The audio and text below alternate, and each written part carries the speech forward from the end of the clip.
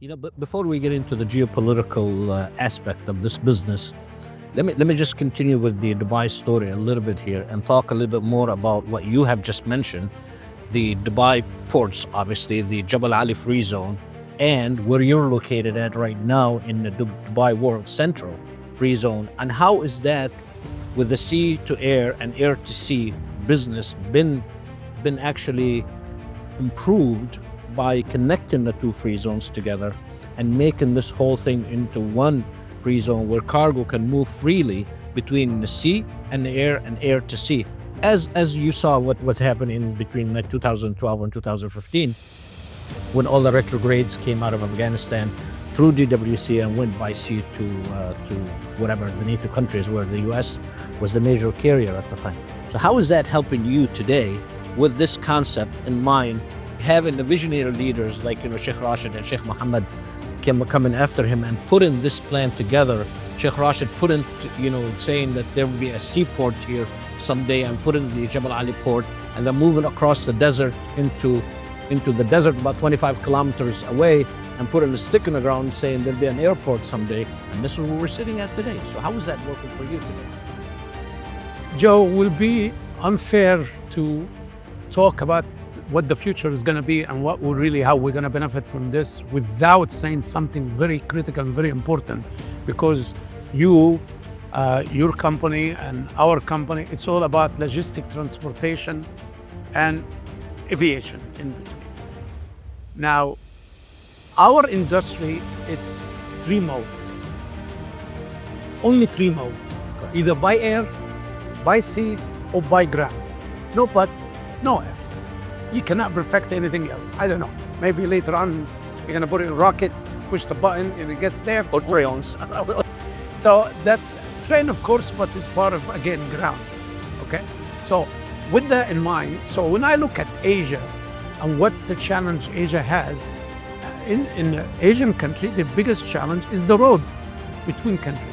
So you only have two modes of transportation, sea and air. Now come to the Middle East. Other than the GCC, you can do air, sea, and ground. But outside of the GCC, you still have two modes, sea and air. Correct. And we go on and on and on. So when people say, ground is going to take over, or sea is going to take over, or sea is cheaper than air, this and that, all the three modes always going to be there for many years to come. So with that in mind, so I want to just put stop to the rumor of, is cheaper by sea or cheaper by ground or, whatever. Air is always going to be there. When you want it there tomorrow, it's always going to be air. So as a result of that, we are not scared to start air operations, and it is short worldwide. They are short. If you see how much is moving goods worldwide, if I take 2023, not to 2024, and you say, okay, there was about 70